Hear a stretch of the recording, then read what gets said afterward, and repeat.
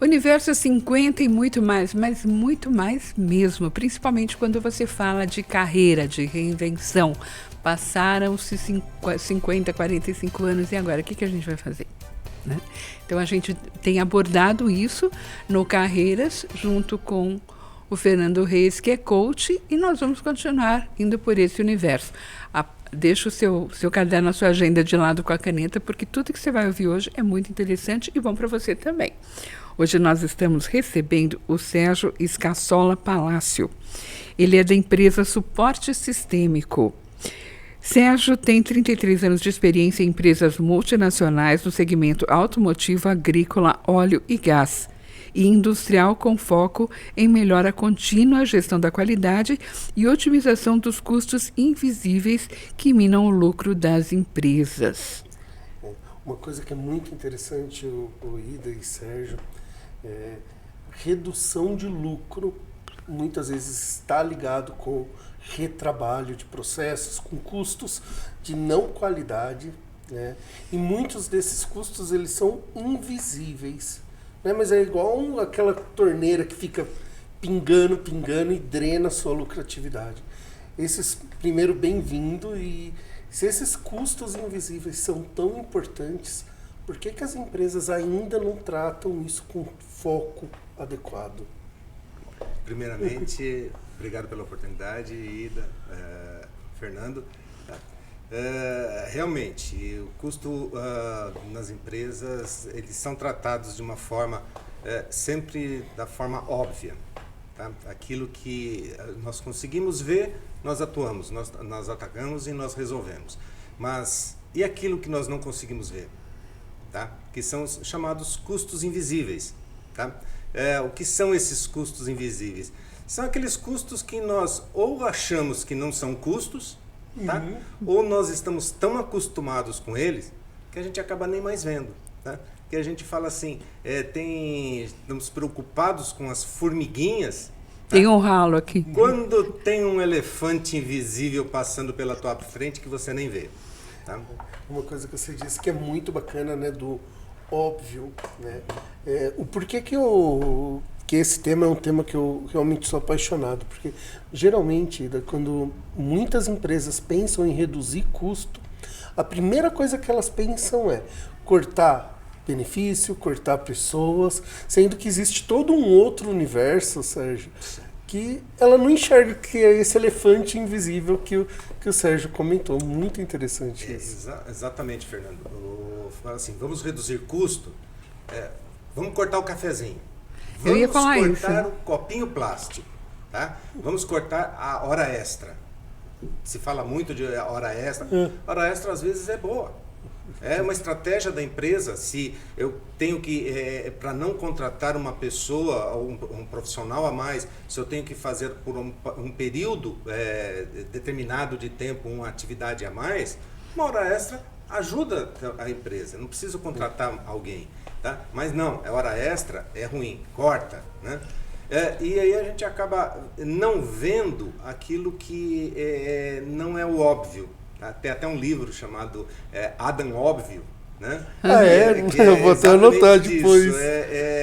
Você tratar o óbvio como óbvio, né? E não acontece isso muitas vezes. Agora, fala um pouquinho, você falou de coisas que a gente já sabe, né? É a mesma coisa, vamos cortar o resto, vamos cortar o cafezinho, tudo que afeta o pessoal. Sim. Como que é a reação a esses cortes do pessoal? É positivo, é negativo? Não, é totalmente negativa. Quando fala assim, eu vou cortar o cafezinho. Tá? Quando a gente está falando cafezinho, é cortando aqueles custos tão pequenos. Tá? Ele fala assim, poxa, mas vamos dar um exemplo. Aquele diretor, quando ele sai para almoçar, ele traz uma conta lá de R$1.000 que foi almoçar num lugar, né? E está falando para a gente cortar o cafezinho. Ou seja, gera uma insatisfação. Faça o que eu mando, mas não faça o que eu faço. Né? Então existe esse tipo de coisa. Tá? Mas existem custos, tá? Que você colocou no teu processo, tá? Para controlar alguma coisa que não precisaria. E o aí, quê? Por exemplo, uma gestão de... Estou produzindo, né?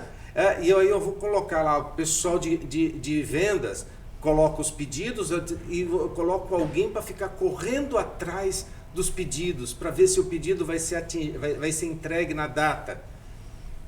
Se tem um processo, esse processo colocou o pedido entra numa sequência, a sequência vai ser produzido, vai ser entregue. Por que eu preciso ficar correndo atrás para ver se aquele pedido vai ser entregue no prazo mesmo? É porque o meu processo, ele não está estruturado de forma a atender os prazos que foram colocados.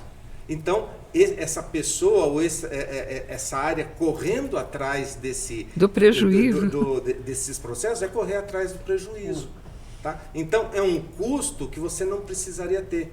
E, normalmente, esse custo, que a gente chama de custo que não agrega valor nenhum ao produto, o que acontece? O cliente não está disposto a pagar e não vai pagar. E se você for cobrar, se você for cobrar, ele vai falar assim, eu não vou pagar pela tua ineficiência, não.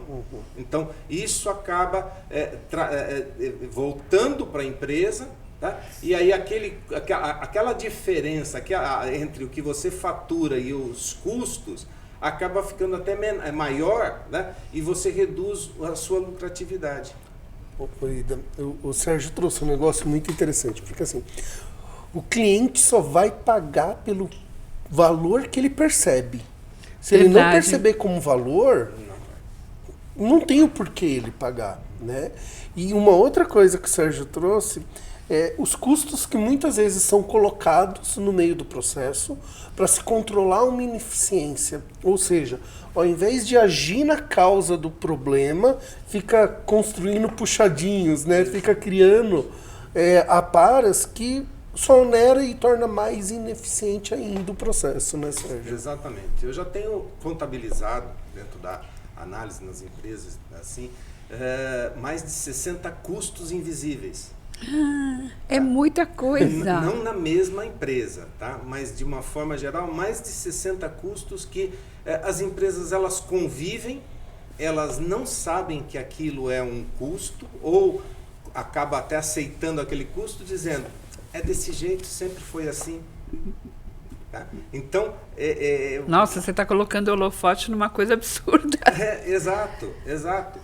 E o pior de tudo, tá? É que as empresas elas acabam querendo atuar de outra forma, elas querem, vamos aumentar a produtividade, e aumentar a produtividade tem que acontecer mesmo, mas ela quer aumentar a produtividade para cobrir o custo.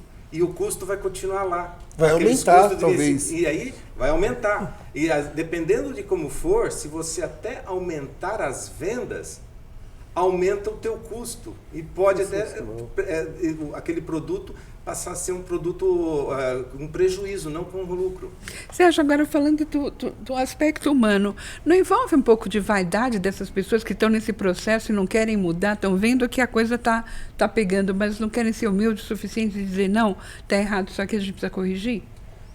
Tem um pouco disso, Ida, mas é mais por falar assim, sempre foi feito dessa forma e não querer mudar, do comportamental, não de vaidade, mas de comportamental, de não querer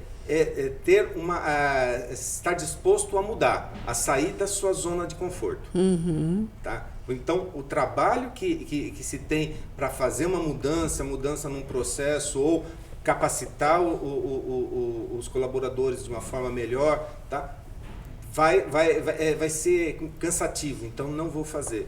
A velha zona de conforto, exatamente, né? Só que tem um detalhe. A gente está falando muito da parte operacional, mas os custos invisíveis na parte administrativa, tá? E aí quando a gente fala de parte administrativa, não é só de uma empresa que fabrica peças, mas eu já fiz um trabalho em cima de um escritório de advocacia, tá? Onde existiam custos invisíveis que os sócios eles estavam convivendo com aquilo. E quando a gente conseguiu trabalhar e reduzir aquilo, eles falaram, poxa, eu nem sabia que existia esse custo.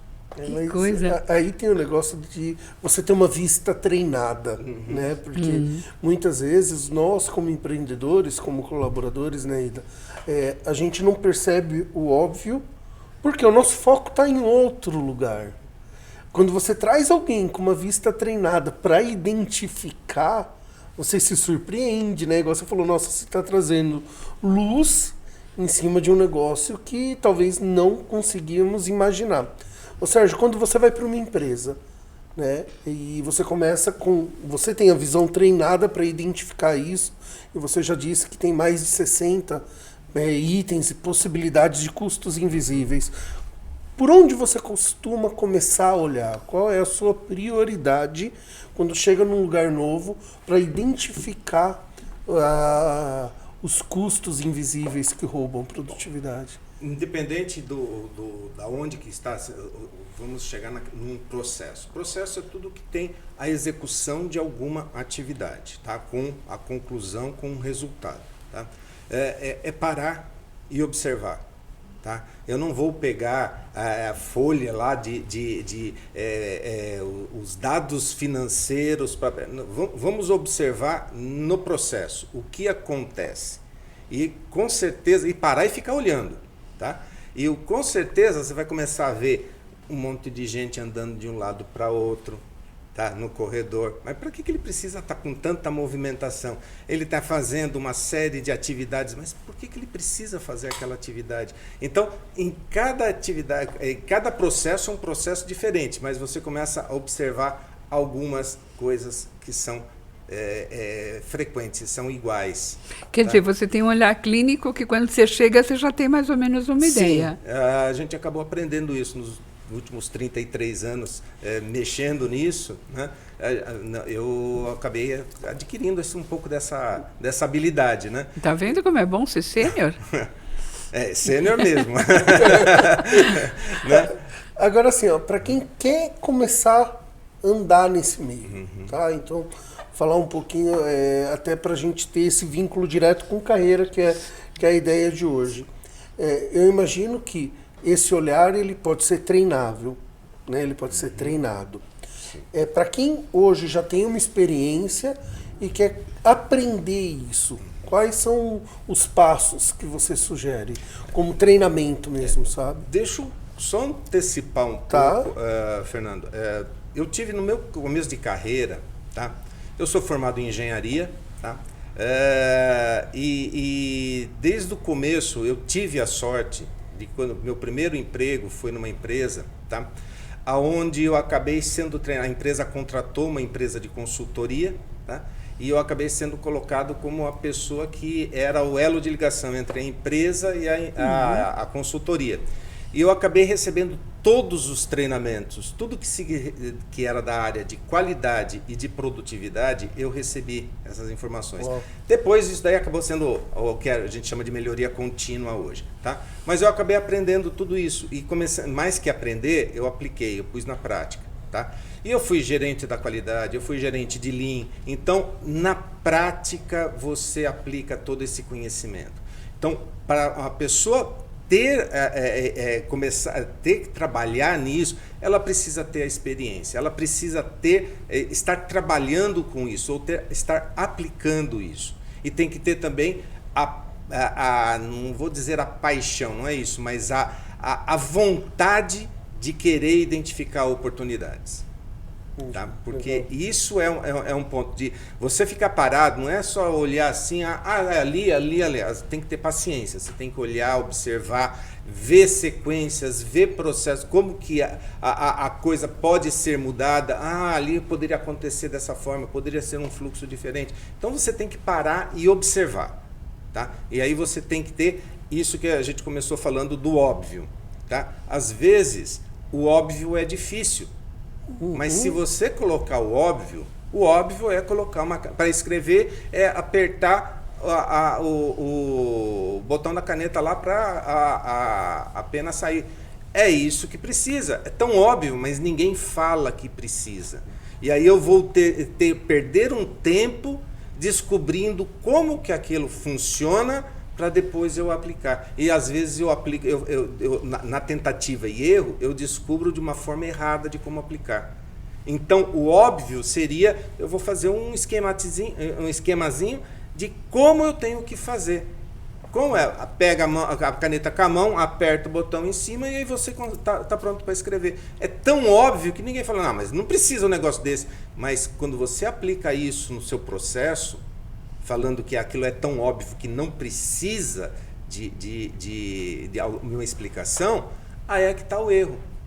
É como um exemplo, uma pessoa um funcionário que acabou de entrar na empresa, tá? Eu costumo até brincar e falar assim, depois de um mês, esse funcionário, ele acabou, naquele momento ele já sabe onde que é o banheiro, tá? Porque ele está tão perdido, é tanta informação. Total. E eu trabalhava numa empresa que era tantos acrônimos, era tanta sigla, aí você falava assim, você falava uma frase inteira só com SPC, do PCT, blá, blá, blá. Quem é de fora não entende. E quem está chegando é desse jeito também, não entende. Até pegar o manualzinho e entender tudo que está ali, perdeu um tempo. Que se fosse de uma forma um pouco mais digerida, vamos dizer assim, ficaria mais fácil e ele começaria a dar resultado mais rápido. E precisa ter uma pessoa de fora para ver isso, né? Porque o pessoal está tão ali dentro daquela, girando, né? Que não percebe mais, né? Eu chamo isso, Ida, de fresh eyes, tá? Olhos frescos, tá? Alguém que chega de fora, observa atividades, observa situações que quem está há tanto tempo fazendo aquilo já nem percebe mais. Por exemplo, tem esse óculos em cima da mesa, tá? Você fala assim, nossa, eu já estou com outro, agora estou com lente e tudo mais, eu não preciso mais desse óculos, eu vou jogar esse óculos fora, mas larga em cima da mesa. No dia seguinte, você olha e fala assim, preciso jogar esse óculos fora, tá? Mas continua ali. Depois de uma semana, já está fazendo parte da paisagem, você nem mais percebe que o óculos está ali. Verdade. E está atrapalhando, e a mesa está bagunçada, e o que é? Nem percebe que aquele óculos está em cima da mesa. Chega alguém de fora e fala assim, por que esse óculos está em cima da mesa? Poxa vida, nem mais notava que tinha esse óculos aqui em cima da mesa. Vamos organizar? Vamos tirar? Tá? E a diferença é que eu arregaço as mangas e a gente vai fazer juntos. Vamos tirar agora. Tá? Não é aquela coisa deixar para depois. Da procrastinar aquela atividade. Não, vamos fazer agora. Tá? Fazendo agora, a gente já elimina aquela situação. E as pessoas começam a se acostumar com o ambiente também, né? E começam a pegar hábitos, né? Eu trabalhei muito tempo na Alfa FM. E era interessante que, assim, é uma rádio só com vozes femininas. De repente, todo mundo está falando igual. E assim, você percebe pelos ouvintes, nossa, vocês falam igualzinho. Quer dizer, você entra diferente, mas você fica no ambiente, você começa a fazer igual, né? Você começa a repetir, né? E aí, eu sou ouvinte, né? E vou falar de mim. Ficava imaginando, como que é ela que está falando, como é que é? Qual que é agora, cabelo, tudo mais. A gente fica imaginando exatamente isso. Outro dia você está conhecendo uma das outras. No podcast a gente conversou sobre isso, né? Sobre a postura dos ouvintes em relação à voz feminina, né? E é exatamente isso que acontece. Sim. Ô Sérgio, você falou da importância de ter uma visão nova, olhos frescos, né? Olhos frescos é muito bom. Mas também tem a importância da metodologia, né? Porque se você tem um método, o método te obriga a olhar coisas que talvez você não olharia habitualmente. Sim. Né? Então, por exemplo, o Seis Sigma, tal, são todas metodologias para isso.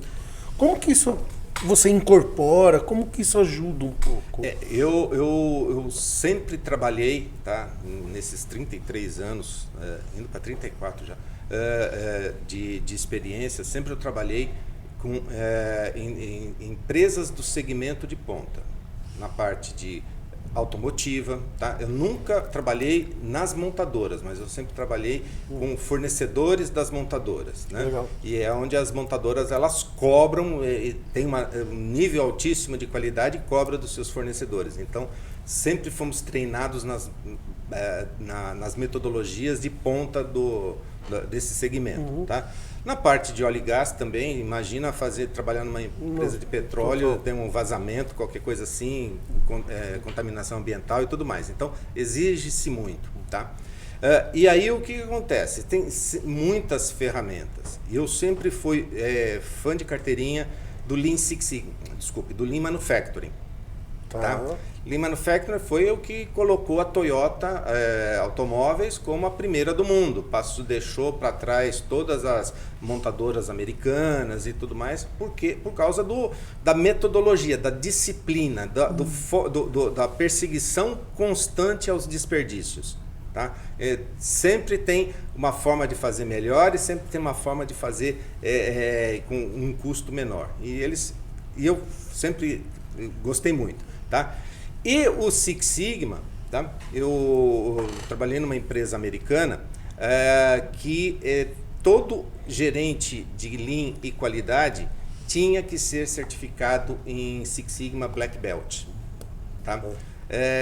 Black Belt é o cinto preto, é como se fosse uma graduação, vamos colocar assim, dentro dessa metodologia. Tá?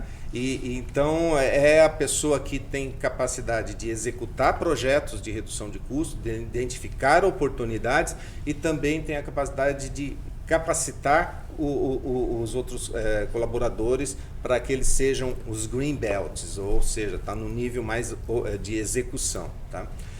E eu tive essa oportunidade, eu me certifiquei como Black Belt, e aí então juntou o Lean, tá, com toda a sua parte de identificação de desperdícios, com o Six Sigma, que é redução de variação. Então juntou as duas coisas. Né? Então, isso aqui é muito técnico, isso é coisa para engenheiro e tudo mais, mas é uma coisa assim que com essas ferramentas, com todas essas ferramentas, acaba abrindo os olhos. Tá? Isso eu ia até te perguntar, para quem está assistindo aqui e eventualmente não sabe o que é o Lean Manufacturing. Sim. O que é? Explica para a gente de uma forma que fique mais palatável. O Lean é uma palavra em inglês, né, que significa enxuto. Então, Lean Manufacturing é manufatura enxuta. Tá? Ou seja, é fazer mais com menos, fazer certo na primeira vez, não ter muita movimentação. Então, eliminar gorduras. Eliminar gorduras. Tá? Então, é uma ferramenta, tá, que foi desenvolvida pelo Japão, tá, pela Toyota, no caso, a partir do final da Segunda Guerra Mundial. Imagina um país como o Japão, tá? Que saiu da guerra, com tudo que a gente sabe que aconteceu, tal, arrasado financeiramente, que tinha que importar tudo, tá? Toda matéria-prima e componentes ele acabava importando. Se ele tivesse que conviver com desperdício, com rejeição, com atrasos e tudo mais, ele não ia ser a potência que ele é hoje. Então, a Toyota ela começou com essas metodologias que não chamava Lean Manufacturing, eram ferramentas que eles estavam usando e depois se juntou tudo nessa grande metodologia. Tá? E com isso, são ferramentas que têm como objetivo reduzir os desperdícios. É o manual de bem viver, serve para todas as áreas. Sim, inclusive para a nossa vida em casa. Exatamente, é nisso que eu estava pensando. Tá. Eu tenho combinado com a minha esposa o seguinte: no domingo ela faz almoço, eu lavo. Né? E aí para lavar tem toda aquela metodologia, né? Vou gastar menos detergente, então eu lavo tudo, coloco aqui, depois soca a água, então vai passando, vai sendo um fluxo, né? E ela fala assim, mas por que você não faz? Não vou fazer isso agora não, deixa aqui, esse daqui é meu território agora. Tá? Então você acaba aplicando no seu dia a dia os conceitos também. Verdade. Minha esposa não pode ouvir isso, porque ela vai falar assim, tá vendo? Não é por lavar, não, porque eu também lavo. Vai lavar tudo. Não, isso eu também lavo, mas ela vai falar, para de fazer bagunça lavando a louça. Mas sabe que eu aplico, eu faço ikebanas, né? E eu aplico a Revolução Industrial na ikebana. É muito legal. E o pessoal fala, você faz muito mais rápido. Não, mas é justamente isso, vamos terminar aqui, depois aqui, depois aqui. A minha organização eu entendo e funciona bem. Nós temos um treinamento, Ida, que é justamente para mostrar a evolução da situação, do primeiro momento onde os participantes não têm a noção do que seja, né? Então a gente faz um evento onde eles vão construir alguma coisa, né? A gente faz a fábrica de aviões, que a gente faz, né? E eles fazem de uma forma, e depois vamos dando as técnicas, vamos dando todo o conhecimento, e aí você vai vendo a evolução. Em um dia, a gente faz a evolução, e eles percebem isso. Que legal. Tá? Uma coisa bastante lúdica, mas a gente consegue fazer eles perceberem o que é a metodologia, como aplicá-la e como fazer diferente. E serve em todos os campos da vida, né? Sim. Não, total. Nosso tempo está terminando. Sérgio, passa as tuas mídias sociais e eu queria saber se você escreve sobre isso, se o pessoal pode se informar mais. Sim. Aliás, você volta, tá? Vamos convidar o Sérgio, porque é um assunto assim que... Nossa, dá para ficar muito tempo conversando. Muita explicação. Legal, um prazer. Minha principal mídia é o LinkedIn, né? Sérgio Scassola, tá no LinkedIn. Como é que pronuncia teu sobrenome? SCA, é Sérgio, normal, né? SCASSOLA, Scassola. Perfeito. Tá? É o mesmo no Instagram, tá? E eu vou falar bem sincero, eu tenho que melhorar essa parte das redes sociais, porque como é muito mais na parte de referência, muito mais de indicações que eu sou lembrado e sou convidado a atuar nas empresas, eu não tenho tanta atuação, mas prometo, tá? Meu target para 2023 é ter um site mais apresentável. Assumir compromisso público. Assim, exatamente, assumindo compromisso Exatamente. público. Porque, assim, para o público 50 a mais, tudo isso que você está falando são dicas, né?